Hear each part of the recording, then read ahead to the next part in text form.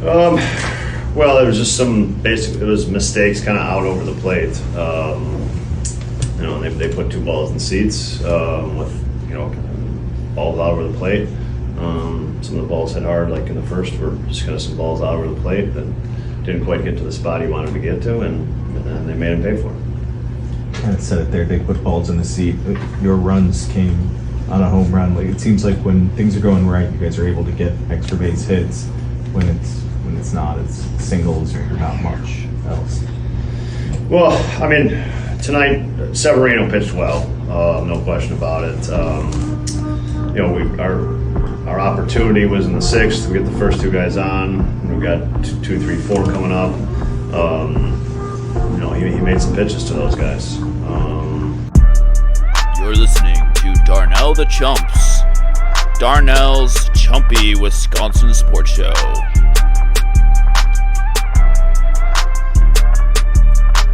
So that was Craig Counsell. I have to be completely honest with you guys. I am actually really happy that we don't have to deal with him anymore as a manager. he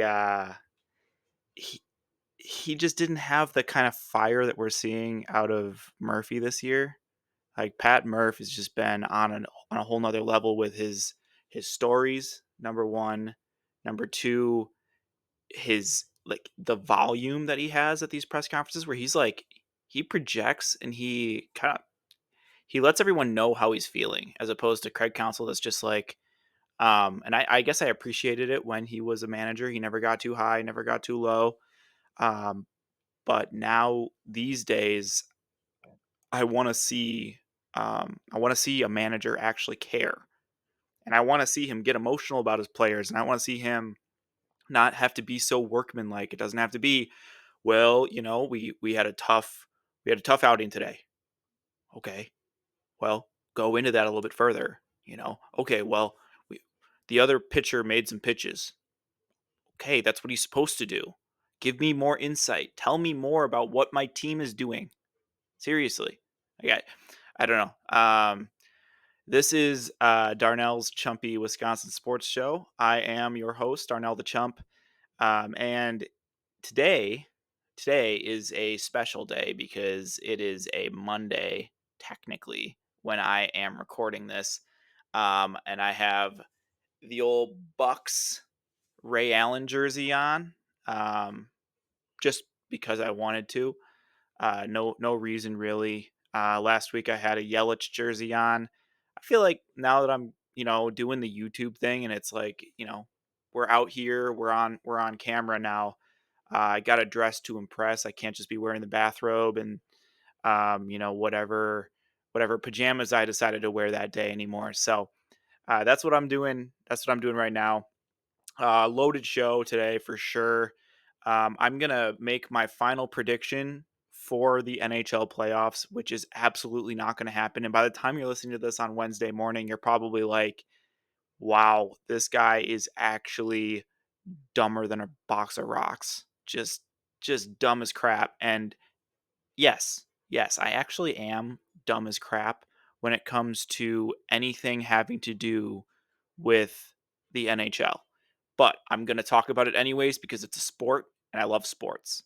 And it's a sports show. It's Darnell's Chumpy Wisconsin Sports Show. Now, Wisconsin, right? Obviously, we don't have a hockey team here. Mill hockey is done for the year. The Admirals lost last week, right before the championship stuff. So, now we get to watch a game 7, actually happening pretty much like right now. I think it starts in a couple minutes, but I'll have it on in the background here. I've got a TV up behind the camera, so if you see me kind of looking up here, that's what I'm looking at. It's the Stanley Cup Finals with the Florida Panthers and the Edmonton Oilers, and I'm gonna get into that in a second, but starting, so we've got NHL, got the NBA's done. We don't care about the NBA anymore, except for a couple of different things that have happened here since we talked last week. So I'll talk a little bit about the NBA, but then, sorry, the NBA is done for a week. Oh, wait, it's the NBA draft on Wednesday. and the Bucks have the number 23 pick and the number 33 pick, and they have a lot of holes to fill. Um, because it doesn't sound like they're going to have a very similar team from a role player standpoint this year. So they're going to have to find some replacements in the draft or on their bench. If they play AJ Green, we'll have to see if um, they have Marjon Beauchamp. We'll talk about it a little bit here. But other than that, I'm still teasing the Badger preview that's coming up in 2 weeks. Dos Weekos. I think it's semanas. Dos semanas. It's not meses, those are months. I took 4 years of Spanish. I know my Espanol. Um, not well. Not well at all, but I know my Espanol. We're gonna talk Brewers, obviously, because they're the only sport that exists after today for the next 2 months. We're we're gonna be in a world of hurt here. I don't really know what exactly how is Darnell's Chumpy Wisconsin Sports Show going to survive when there's only one sports show going on? I don't know. We're gonna have to see. We're just gonna have to see. We're gonna do a Cower rankings. We're gonna do Darnell's Dairyland Cower like moo Cower rankings. This week is it's a good topic, a good top five here. So I'll get into that. It jives well with the month that we're in, the month that we're leaving. Actually, by the time next week comes around, it will not be June anymore. It will in fact be the beginning of July. So it's wild. It's just wild to me. The summer continues to fly by. We are only a couple days into summer, right? But it's flying by here already, and I don't even know what to do with it. I don't, because it's just, yeah, like I said, it is a wild situation here, with how fast time moves. Um, so we said we got NHL, we got NBA. So we've got Oilers and Panthers, and we got the Bucks and the upcoming NBA draft, and then we got the Brewers. Yikes, is all I have to say about this past weekend. But these things happen. These things happen. So we'll talk Brewers. We'll talk rising stars on the Brewers. We'll talk who needs a break on the Brewers. And then we've got the Cower rankings. We got Darnell's, well, I guess Chump's chili hot takes, and then um, at the end of it, it will be what it will be, and we will figure it out. So, um, probably looking at a pretty decent sized show. If you're listening to the show right now, you just heard some screaming. That is my wife and her sister listening to the NHL upstairs and losing their minds because they're a hockey family, and that's just how things work. In hockey families, they lose their minds and then they get mad when I lose my minds at the sports that I like. So being married is great. It's super fun, super great. Um, Definitely no negatives or downsides to marriage for sure. Anyways, without further ado, I'm going to go ahead and get started here with the NHL here. So, um, it's been about 2.5 weeks of Stanley Cup Finals here, and we have reached Game 7. Um, It started off with 3 straight victories from the Florida Panthers over the Edmonton Oilers. Bobrovsky looked insane, gave up 2 goals in 3 games, and looked virtually unbeatable. He was making saves that most goaltenders wouldn't even attempt, right? He's stopping breakaways, he's stopping everything that you could possibly imagine that the Oilers were throwing at him. He was stopping that. And then all of a sudden,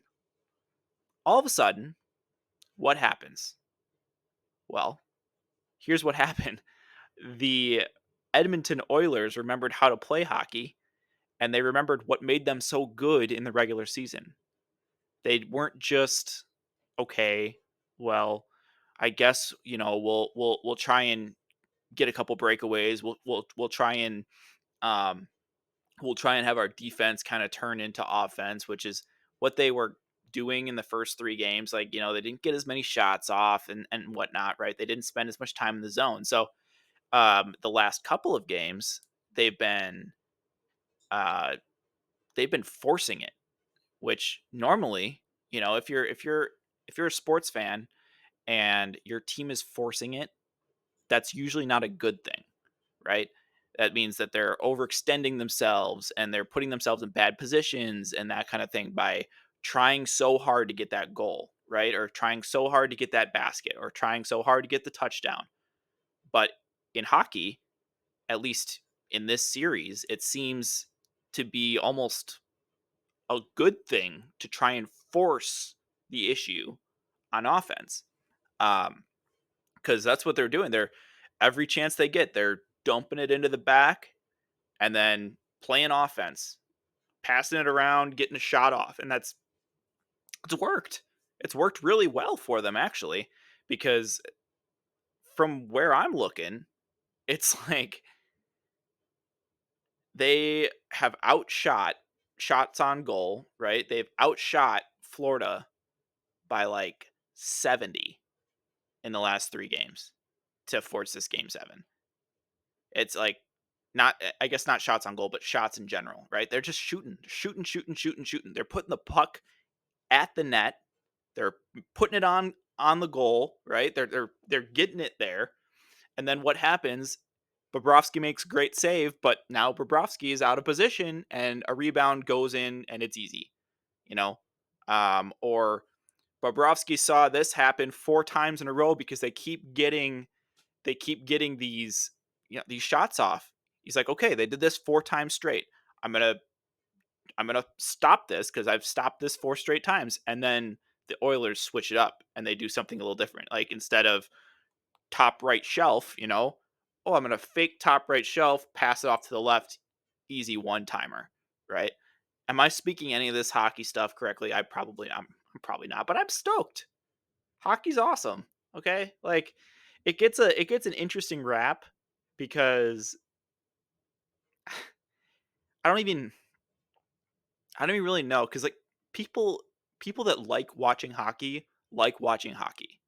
And people that don't like watching hockey just don't pay it much attention until you get to game 7 of Stanley Cup Finals and then everyone's a hockey fan, you know?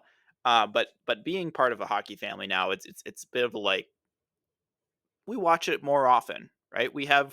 It's on around more often. If I could watch football, basketball, or baseball, I'm probably doing that instead. But you know, I mean, I'm gonna watch it when it's on, and it's on a lot more. So thus, I am exposed to it a lot more than I ever really was. Um, what's what's crazy though is it's just really entertaining. It's not It's like, "Oh, well, I guess I'll watch this hockey game with my wife." It's like she'll say, "You wanna watch this hockey game?" And I'll be like, "Yeah, sure. Of course I'll watch this hockey game because well, let's do that hockey." And I've tried to learn how to skate and stuff like that. I'm not good at it, but I'm better than I once was, right? So, um, the hockey, it's been entertaining, it's been fun. It's ending tonight, which means that by the time you're listening to this on Wednesday, it'll be long gone. And here is what I'm predicting for the final here. I am predicting the Oilers to win 3-2 over the Florida Panthers.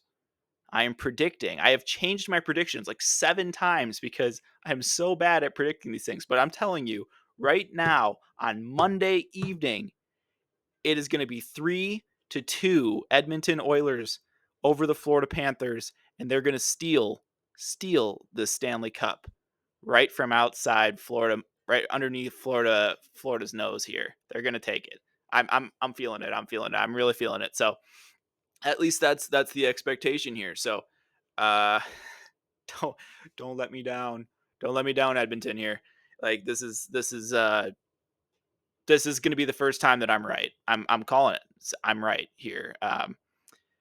But yeah, that's that hockey. It's been I've talked about it more and more as we've gotten further into no man's land in Wisconsin sports here. So I'm talking that hockey. I'm doing that hockey, and it's gonna be a great game. I'm fully expecting it to be a great game. So yes, that is the first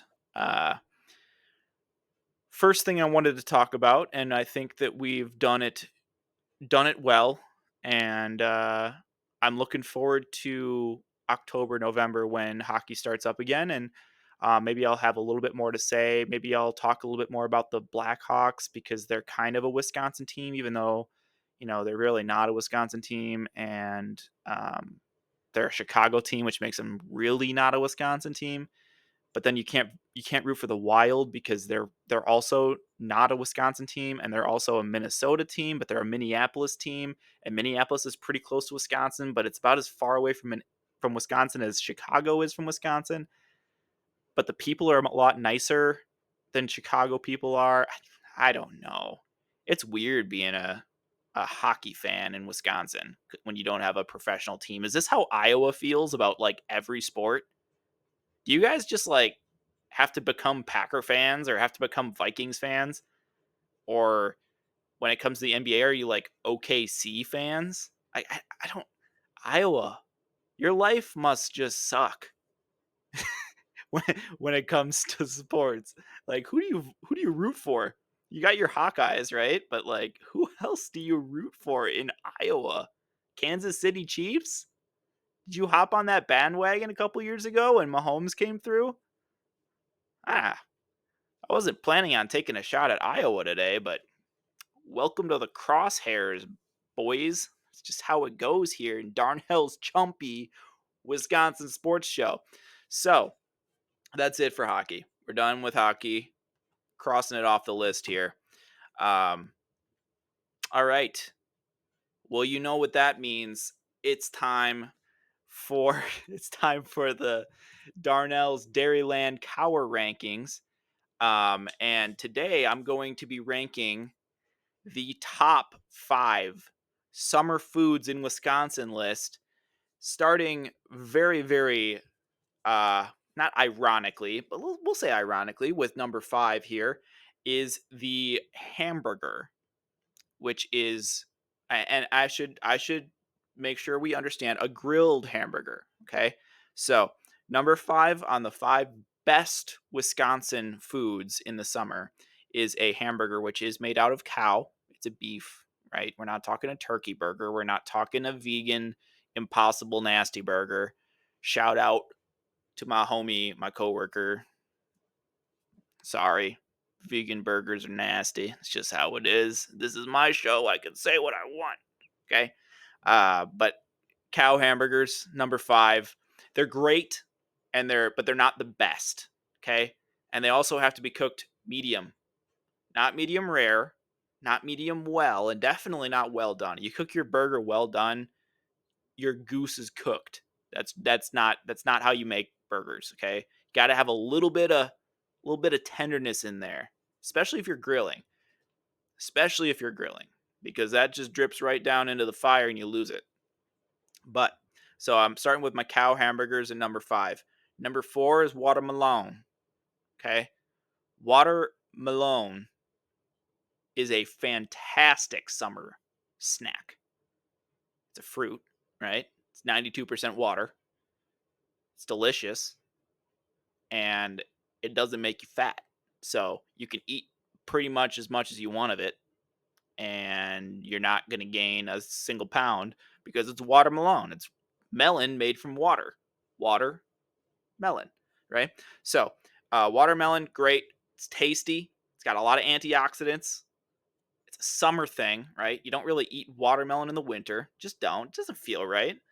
And on top of that all, it's a healthy one. It's healthy. It's good for you. It's all water. You don't like drinking water? Are you pregnant and drinking water is hard for you? Then eat a bunch of watermelon. Get your daily intake of water right there. Number 3, ice cream treats. And I'm not specifying the exact ice cream treat because there are so many good ice cream treats. So I could be talking about, Babcock ice cream downtown at the Union, right? Yummy. Give me that Union Utopia all day, baby. Okay.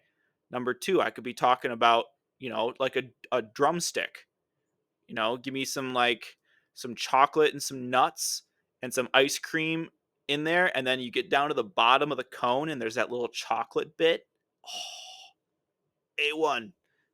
Mwah. Beautiful. But yeah, so there's a lot of different ice cream treats. I could be talking about popsicles, but I'm not. I'm not talking about popsicles. I'm talking about ice cream treats with ice cream. Okay. Number two, summer foods in Wisconsin. Corn on the cob. I'm not talking about steamed corn in a bowl or steamed corn in a bag in my microwave. I'm talking about you take a cob of corn, you either stick it on the grill in the husk and get it all nice and juicy in there, and you rip off the burnt husk, and it's just throw a little butter on there, throw a little salt and pepper on there. So good. Or you throw it into you boil it, and it's just as good. Not as good, but it's just as good. You throw a little butter and salt, pepper on there, and it's pretty decent. I would say pretty decent. Um, and that brings us to number one. And if this was live, I'd be like, "Yo, chat, what do you think number one is?" And then I get a bunch of people going, "It's no, there's only one other number one. Like this is pretty obvious at this point. It is beer soaked Johnsonville brats on the grill. Beer soaked Johnsonville brats on the grill. That is the number one Wisconsin summer food. And I don't really think there's anything else that would be up for debate there. I really don't. You just can't go wrong with those. There's not a bad way to make them. If you're making them beer soaked and they're Johnsonville brats and they're on the grill, those three things, it's gonna be great either way. It's gonna be great. So to recap, we're going cow hamburger, watermelon, ice cream treats, corn on the cob, beer soaked Johnsonville brat on the grill. That is number one. What do you think? Do you think that there's a better summer food in Wisconsin? Now, I'm not talking about summer treats. Obviously I have a treat on there. I'm just saying like foods in general, right? It could be a drink for all I care. Actually, you know what? No, that's not food. Drink is not food. That's why they call it food and drink, because they are two separate things. Man and woman, two separate things. You hear me? Two separate things. Anyways, we are going to talk NBA and Milwaukee Bucks, which is why I just put my jersey up in front of the camera here. But here we go. Okay, so Milwaukee is in the middle of their offseason now, and not really in the middle of their offseason, but kind of are, because they haven't played a game since the end of April, right? They've been out of the playoffs forever. Now the playoffs are done and the NBA finals are done. They're really starting to look to next year. Like, what does next year look like for the Bucks? And they have a new coach. They have Doc Rivers. He's back, and he wants to make the team his own. And for better or for worse, Bucks fans kind of have to get on board with that. I don't think that means getting rid of Giannis or getting rid of Dame or even getting rid of Chris, right? Those are still going to be the big three, I think, for the Bucks. And that's one Bucks fan's opinion, right? But I do think that there's other players on the Bucks that could be on the chopping block. And by chopping block, I mean trading block, not necessarily cut, right? So who do those players end up being? I think that it's possible it could be Brook Lopez. As scary as that might be, he's been a Buck since 18. That's like 6 years as a Milwaukee Buck. Guys had all-time moments as a Buck. He's had like 9 block games. He's had 9-3 games. He's had, you name it, as a big guy, he's done it. And he's done it at a really high level. He should have won Defensive Player of the Year a couple years ago. Of course, they gave it to Rudy, the most overrated defensive player, Gobert, over Brook Lopez, just like they've given it to people over Giannis over the years, but Brook Lopez has been great for the Bucks. It just seems like they want to get younger at the center position and they want to get more athletic. Find a guy that ranges around a little bit more um, than what Brook can do at his advanced age of like 36 or 37. Um, and that's just, you know, Father Time waits for no one, and Father Time is undefeated. So I think that Brooke Lopez could be on the chopping block here. I think that Pat Connaughton, who's also been a Buck for a very long time, it feels like, right? At least since like 2019, 2020, maybe. Um, just a guy that's been just a pro's pro for the Bucks. He's not ever been anyone's favorite player, but he's always giving 100%. And that's always been something that I've really enjoyed about him. And I think I've said before, like, the Bucks have, when Pat Connaughton plays well, the Bucks play well. And I think that that's just kind of the truth. Like maybe he's not the MVP or anything. He's probably maybe a top 5 player, top 6 player on the Bucks. But if they get good minutes out of Pat Connaughton, he's hitting his shots. They can beat anybody. They play really well when Pat Connaughton's hitting his threes. So, but he could be gone. He's getting older and he's starting to cost the Bucks a lot more money than he used to. And I think that that's going to be one of the bigger things that makes him say goodbye to the Bucks here, because I don't think that there's a world where he takes less money to stay with the Bucks. I don't think that that's gonna happen. So that would be tough. The other major one would be Bobby Portis, and that one I will say I is very very bittersweet because this playoffs, right? The 6 games that they played against the Indiana Pacers back in April, um,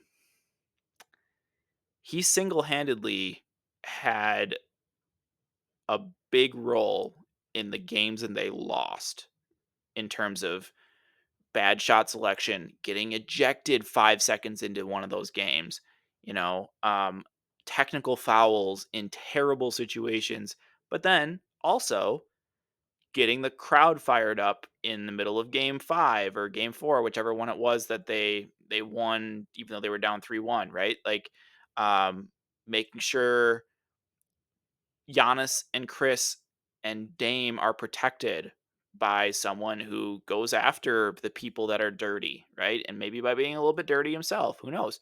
But he was our dirty player. He was our guy. And that's just how it is, man.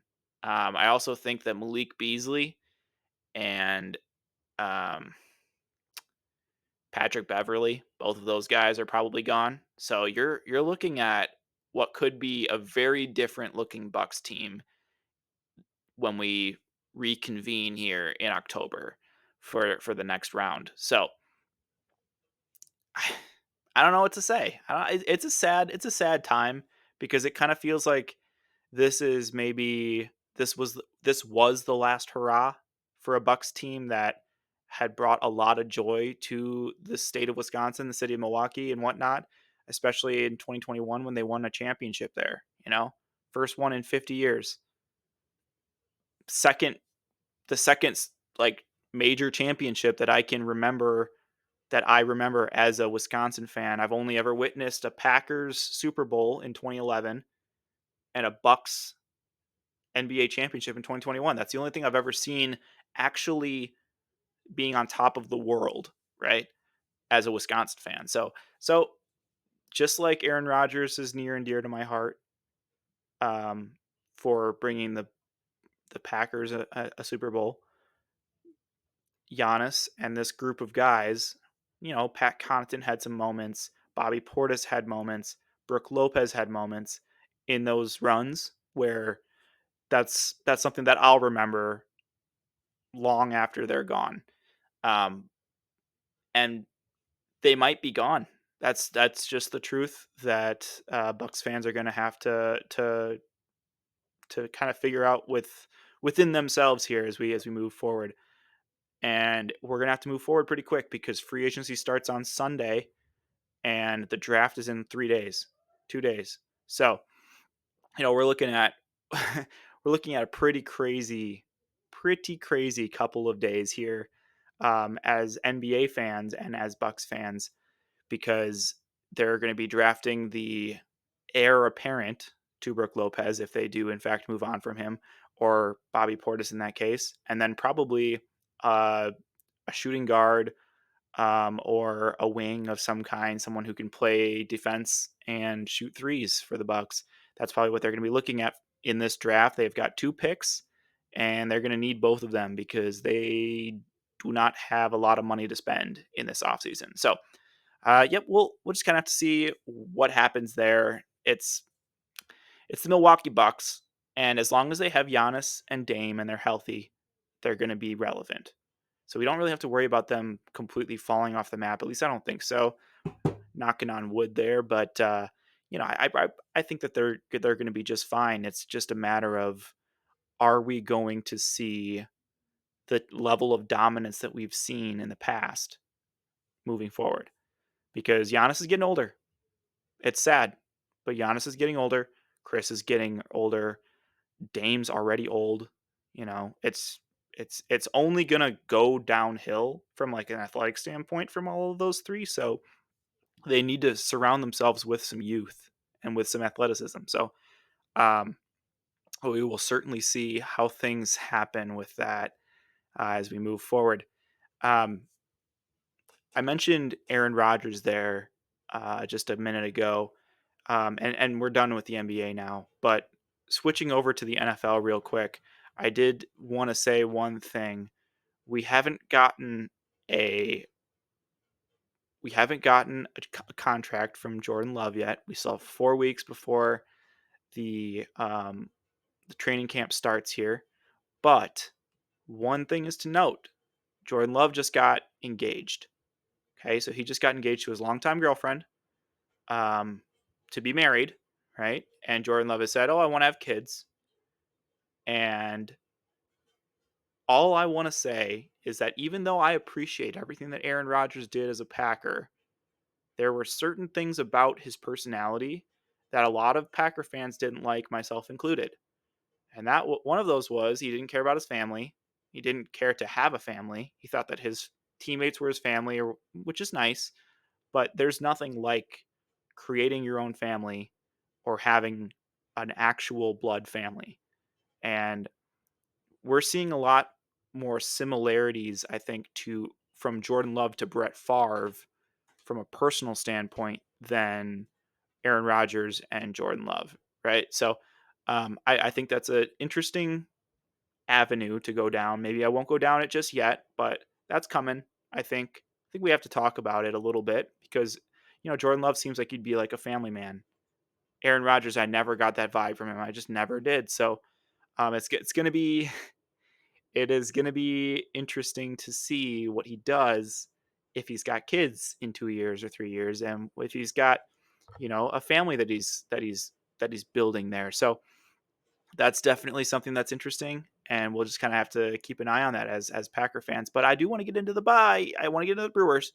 We need to talk about the Brewers, and I'm going to talk about them right now because we're woefully late for a break, as Bill Michaels likes to say on his show during the days from 10 to 2 or whatever. I don't really get a whole lot of time to listen to him during the day at work, but um, the Brewers had an abysmal series against the Padres.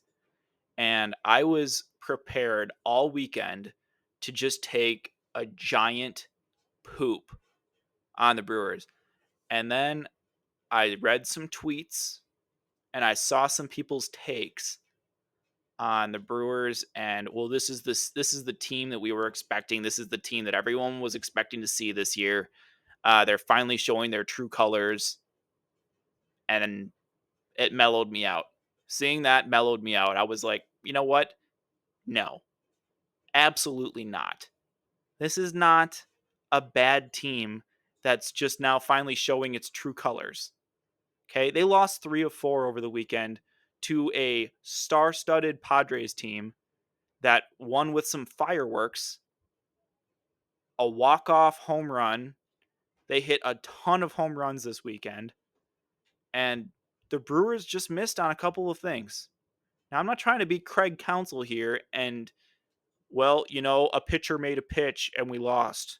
But the Brewers were really close. Those games were super entertaining. They were so entertaining. Just like I've said all year, they only lost 3 in a row. They didn't lose 4. 4 is that magic number. When you lose 4 in a row, you start to feel like when you lose 3, and that's tough, right? We lost 3 straight. You lose that 4th one, you get swept in a 4-game series, or you get swept in a series, you lose the next one. That 5th game feels impossible. It feels like a must win. But when you lose 3 and then you win your 4th one, okay, we're back.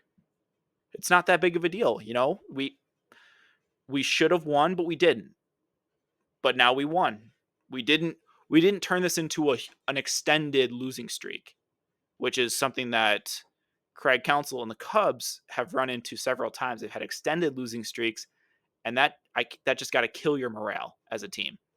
So the Brewers, they lost 3 of 4 over the weekend to the Padres at San Diego, an extended 7-game road trip on the West Coast, and that's tough. That's tough. You're away from your families, you're away from your home, you're away from your fans, and they ended up taking 2 of 3 from the Angels and lose 3 of 4 to the Padres, which means that their total wins, right, on that 7-game road trip is 3 and 4, right? So they definitely could have done better, right? They got walked off on Thursday or Friday night. I can't remember which one it was. I think it was actually Thursday night, looking back on it, but that's tough.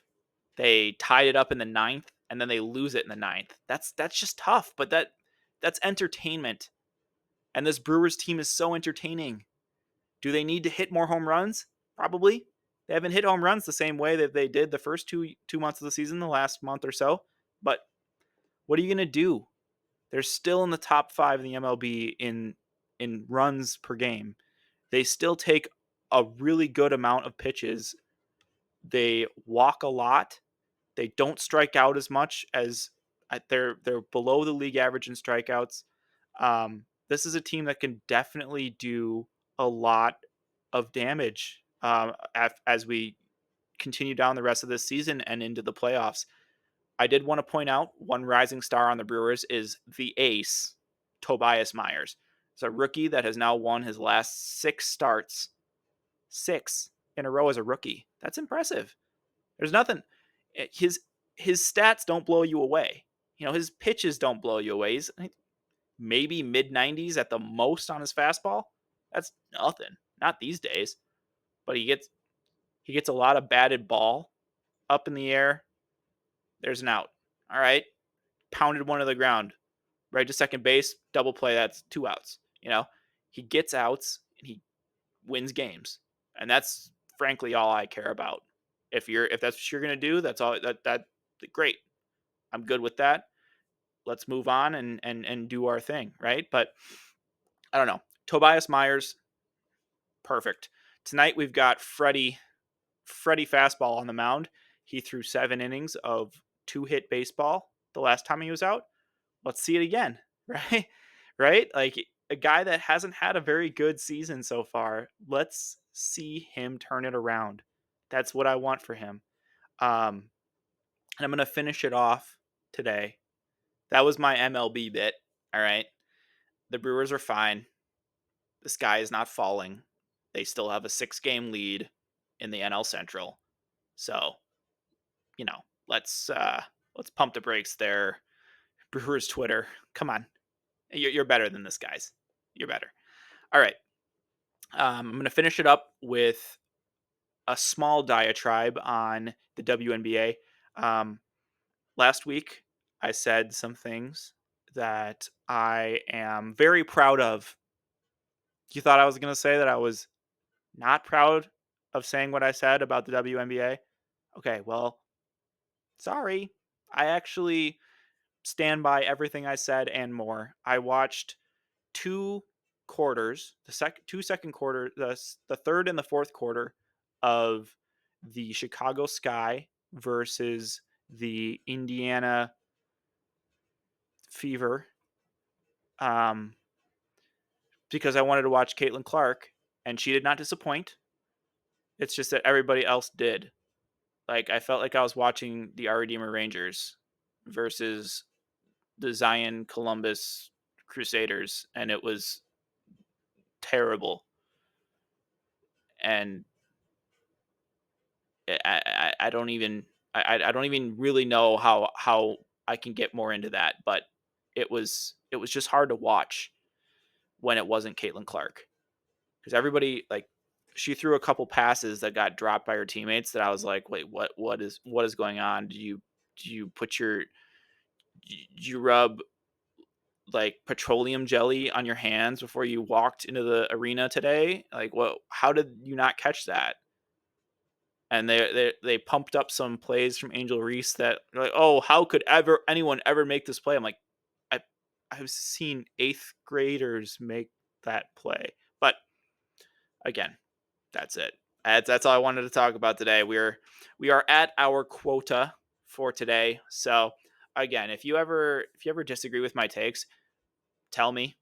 You know, don't just be like, oh, this Daniel guy, this Darnell guy, he sucks. You know, I am. I am Darnell and I do suck. So that's just how it goes. But I have a show. So tell me that I'm wrong. Tell me what I did wrong. Tell me what I'm saying wrong, or agree with me. That's the better one. Also, tell me what your favorite food is in the summer. If you've made it to this portion of the video, congratulations. DM me on Twitter. What up? Have a good weekend, guys. Um, Go Megans, Mighty Megans. We are in the quarterfinal, semifinal championship game on Wednesday at Wright Field, Wright Middle School Field. Come cheer us on, whatnot. Have a good weekend. Have a good week, I guess, guys, since it's freaking Monday. Okay. Have a good week. Go Packers, go Brewers, go Bucks, go Oilers. 3-2 tonight. Here we go. Peace.